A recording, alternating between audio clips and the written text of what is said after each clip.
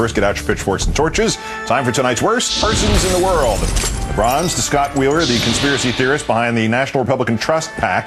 It has purchased 25-minute segments on 5 Fox stations and 1 ABC station to televise a roundup of some of its most fact-free paranoia over the weekend before the elections. Highlights: Hamas funded President Obama's campaign. The 2 guys in Philadelphia who call themselves the new Black Panthers are from the president's, quote, past.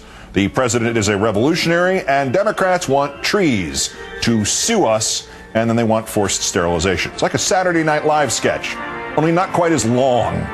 The runner-up, David Broder of the Washington Post, he wrote of the president's re-election chances. Look back at FDR and the Great Depression. What finally resolved that economic crisis? World War II.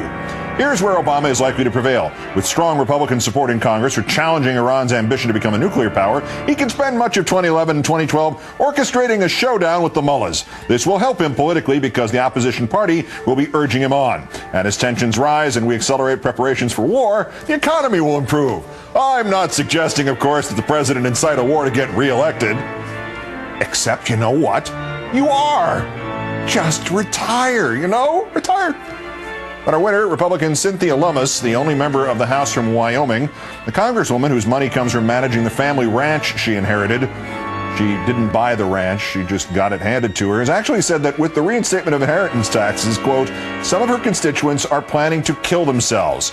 Here's the quote: if you've spent your whole life building a ranch and you wanted to pass your estate on to your children and you were 88 years old and on dialysis, and the only thing that was keeping you alive was that dialysis, you might make that same decision. Number 1, name one congresswoman. What do you think? The rest of us are 12 years old? Number 2, isn't that a death panel? Don't you have to stop your constituents from doing a death panel?